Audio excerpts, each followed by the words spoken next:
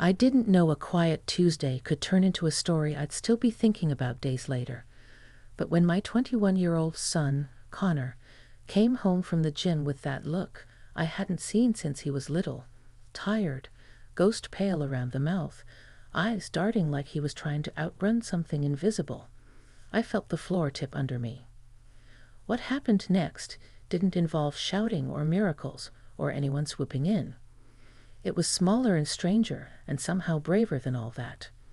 It began with a glass of water, a doorway half open, and a secret neither of us had language for, until we decided to find the words together.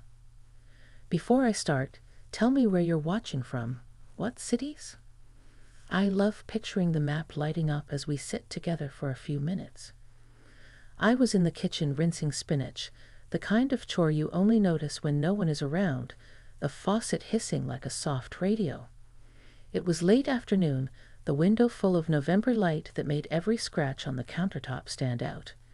The door clicked, then thumped, and I heard Connor set his gym bag down too carefully, the way you do when you're pretending not to be seen. For all the miles he runs and the plates he lifts, my boy still moves like he's trying not to bother the air. "Hey, honey," I called, not turning for a second. I've learned not to pounce on him with questions. "You want a smoothie? I've got frozen strawberries." He didn't answer. Another sound instead, the zipper on his bag snagging, a frustrated breath through his nose, the floorboard by the hallway that always complains. I looked up in time to catch the corner of his shoulder sliding past the kitchen door. He kept his face angled away, cap pulled low, shirt damp at the collarbone. He's a good kid, Connor, quiet with strangers but funny when it's just us, the kind of young man who returns the grocery cart and holds doors for old ladies without thinking it deserves applause. But that afternoon, his edges were sharper, like the world had been rubbing him the wrong way. I turned off the faucet. "I can hear your heart from here," I said, teasing but softly. "You sprint home." He stalled in the hallway. That's what I remember, the stall.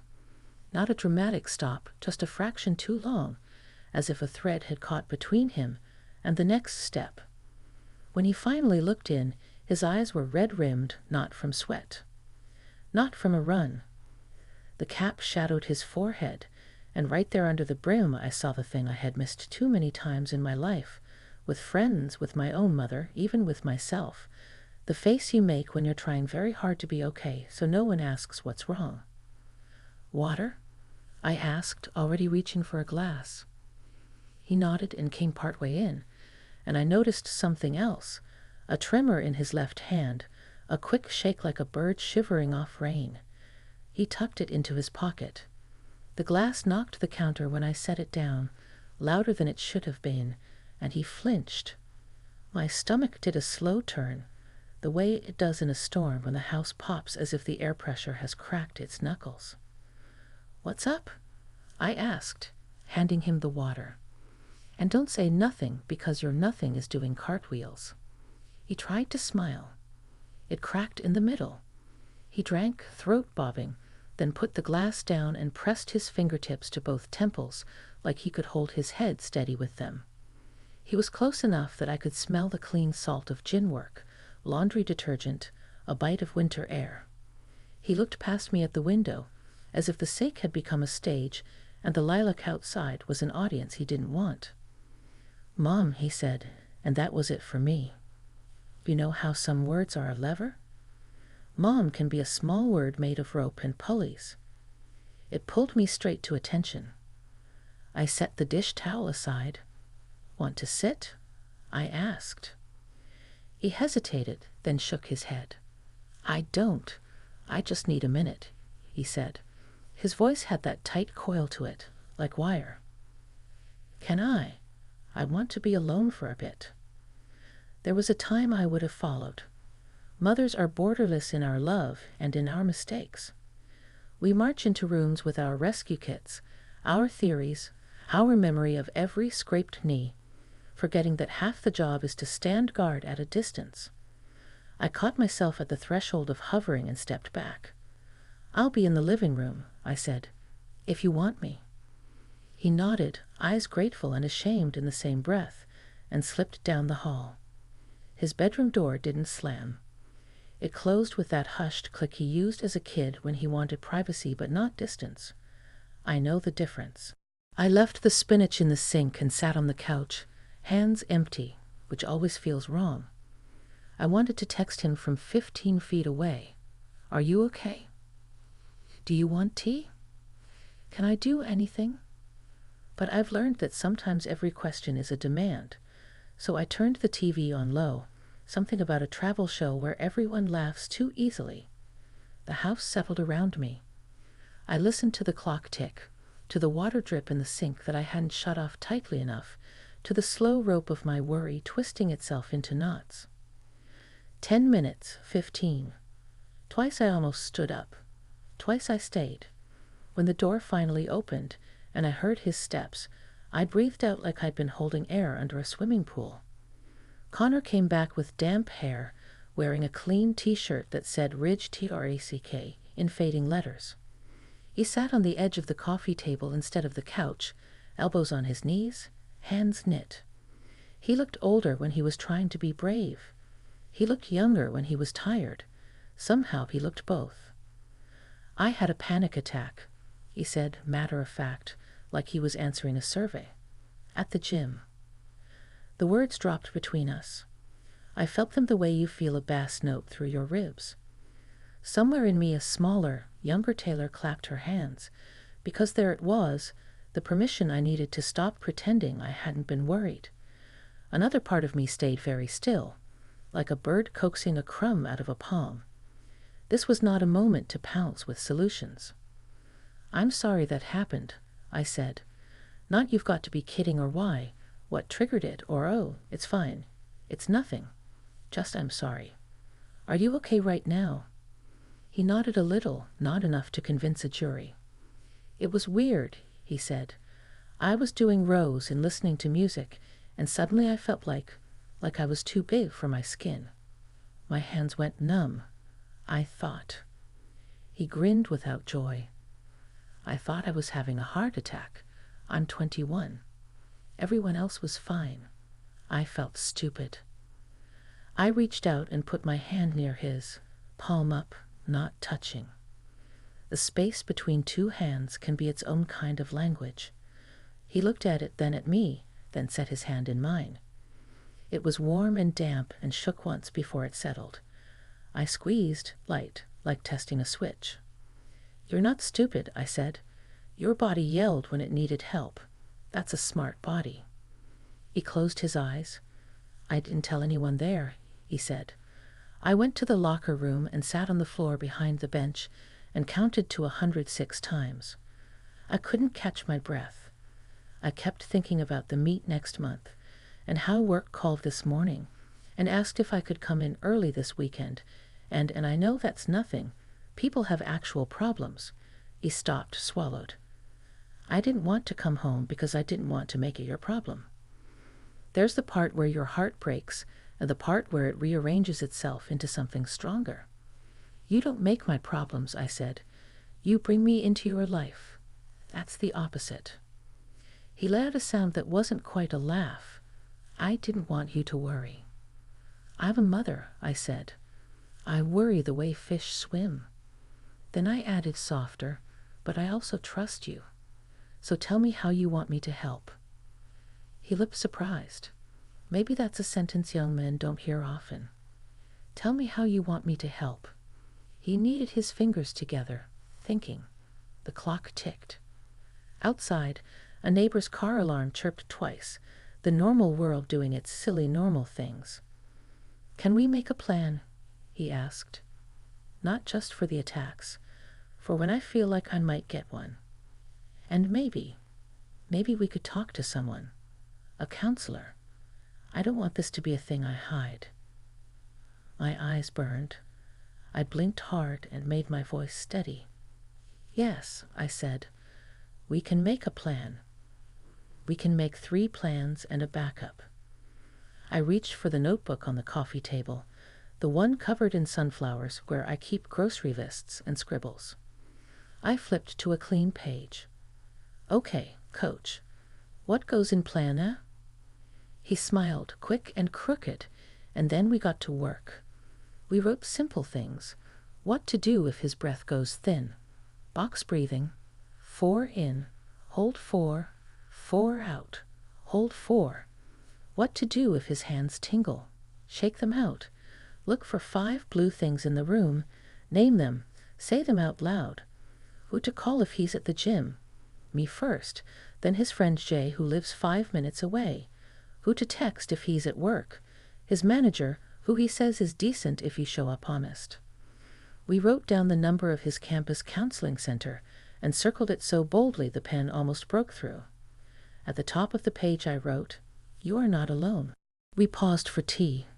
I put honey in his, the way he likes. He leaned back on the couch now, the coffee table plan between us like a small raft. "There's more," he said finally, staring at the ceiling. I hate saying this. I think I'm scared I'm not who everyone thinks I am. I'm not even sure who that is. I'm good at pretending I've got it handled, but I don't, not always. I thought of the years I had spent pretending for others, for bosses, for my own mother, for the mirror. I thought of the mistakes I made that you can't fix, just live honorably beside. I don't need you to be anyone you're not, I said. The world will ask you to perform. That's its job. Our home doesn't. That's ours. He turned his head toward me, eyes wet without falling. "What if I disappoint you?" he asked, voice small. "You will," I said, and he startled, and I smiled. "And I'll disappoint you. And then we'll learn and repair and keep going. That's the deal." He breathed like that was air he'd been waiting for. He told me pieces after that. Not a big confession, nothing fit for a headline, just the slow map of small overloads. The professor who returns papers with red ink like a battlefield, the shift lead who jokes in a way that makes Connor laugh and then feel weird, the way caffeine jitters feel like fear, but he forgets that at 10 a.m. and remembers at 3 p.m. He told me he hates letting people down so much that he volunteers for too much and then sprints between commitments until even the sky looks like an obligation. We didn't solve him. That's not a thing you do to a person. We made his life more breathable. We pulled at the knot until a little slack appeared. When the tea was gone, I said, "Want to get outside for a minute? The air's good." He shrugged on a hoodie, and we stepped onto the porch. The day had that blue hush of early evening, when the neighborhood is both busy and quiet. Dogs negotiating with their walkers, a boy across the street skateboarding with his shoelaces loose, the smell of someone's dinner herbs in butter. We stood shoulder to shoulder without talking. A breeze came and lifted the hair at his temple. He closed his eyes and I heard him count. 4 in, hold 4, 4 out, hold 4. The numbers traveled across his face like a tide. "I'm okay," he said after a while, and this time it sounded like a report from a place, not a wish. "I think I'd like to email the counseling center tonight, before I chicken out." "I'll sit with you while you do," I said, "or I won't if you prefer." He thought. "Sit with me," he said, "but don't hover." Deal. We went back inside and pulled out his laptop. He typed slowly, the way you do when every word feels like a small pledge. "Hello, I'm a student who has been experiencing panic attacks. I would like to talk to someone about strategies for coping and possible next steps." He showed me the draft. "Good," I said. "True." He pressed send before he could think of a reason not to. That might be where some people expect a crescendo, music swelling, a mother's speech, a son's sudden epiphany. But the huge thing, in my experience, often arrives like something small you do and then keep doing. We made dinner. He chopped onions, eyes watering for a simple reason for once, and I'd browned chicken and stirred rice. We set the table and ate without solving the world. He asked me about my day and actually listened to the answer. I asked him if the track meet sign-up was still open, and he said yes. and we decided together that he'd train at a quieter hour for a while, mornings maybe, when the gym is empty enough to hear your own breath. Later, when the house had gone soft around the edges, he came to the doorway of my room the way he used to when he was little, one hip braced against the frame. "Thanks," he said, and the word was shy and honest, which are my favorite adjectives for any thank you. For not freaking out, for not telling me to toughen up, for letting me have my minute. "I'd love you," I said. "I'm proud of you for telling me. That's real toughness in my book." He nodded and went to bed. I lay there for a while, listening to the quiet. Sometimes the end of a day feels like a hallway with too many doors, and you're not sure which to choose. That night, it felt like a porch with one good view. Before I turned out the light, I went back to the sunflower notebook and added a line to the top of our plan, a line I wanted him to see in the morning when he poured cereal and pretended to read it casually. Courage is not a mood. It's a practice. I don't know what tomorrow will bring. Maybe another panic. Maybe a week of simple days in a row, a gift. Maybe he'll meet a counselor who fits. Maybe the third one will be the charm. What I do know is that there's a glass of water and a doorway and a plan with ink that bled a little through the paper, and a young man who asked for help and a mother who learned, in November light, with spinach wilting in the sink, that love is better at listening than fixing. And if you are listening from a kitchen in Chicago or a couch in Miami or a backyard in Phoenix, if your own heart is loud today, I want to tell you what I told my son. You are not a problem to be solved. You are a person to be cared for. Start small. Breathe in 4. Hold 4. Out 4. Hold 4. Then put the kettle on and tell someone you trust that you'd like to make a plan. The next morning, the house was still. Pale sunlight crept through the kitchen blinds, carving quiet gold lines across the counter where we'd left the sunflower notebook open. The words from last night, "You are not alone," had blowed faintly onto the next page, soft and blurry, like they wanted to echo themselves. I stood there with my coffee, listening to the slow hum of the refrigerator and the faint thud of Connor's footsteps upstairs. For the first time in a while, that sound didn't make me brace. He came down wearing a faded hoodie and the same old sneakers he's had since senior year of high school. His hair stuck up in the back like he'd fought his pillow. "Morning," he said, his voice rough but steady. "Morning," I said, sliding a mug toward him. "Half sugar, right?" He smiled, tired but real. "Yeah, half. Trying to do better." That was Connor, always trying to do better, even when he forgot that being gentle with yourself is a kind of progress too. He sat at the counter and took a slow sip. "So," he said, eyes on the notebook, "I got an email back from the counseling center." My heart gave that small, proud ache only parents know. "Already?" "Yeah," he said, scrolling through his phone. "They've got a slot open Thursday at 2. I think I'll go." "That's wonderful," I said, keeping my voice even so I wouldn't drown him in relief. "Do you want me to come with you, or would you rather go alone?" He hesitated, thumb tracing the rim of his cup. "Alone, I think. But maybe you could drive me? Just in case I freak out before I get there." "Of course," I said. "I'll wait in the car. Bring a book." He nodded, exhaling like that one sentence had been holding up his whole morning. Then he surprised me. "Mom, can I tell you something weird?" "Always," I said. "I feel embarrassed," he admitted, "like I'm not supposed to be this way. Guys my age, they joke about stuff like panic attacks or say it's just stress, and I keep thinking maybe I'm soft." I reached over, covered his hand with mine. "Connor, I've seen you work through sprains, heartbreaks, long nights, impossible exams. You've handled more than most men your age ever have. You're not soft. You're human." He blinked, looking down, and I saw the tension in his jaw ease a little. "I know," he said, "but hearing you say it helps." We didn't rush the morning. He stayed a while longer, talking about small things, how the gym smelled different now that he'd had that attack, how even the sound of weights clanging made his pulse race. I told him how when I was younger, before he was born, I used to have the same thing happen before big meetings. My heart would beat so fast I'd swear the whole room could hear it. It didn't make me weak, I said. It made me learn to listen to myself. He smiled sideways.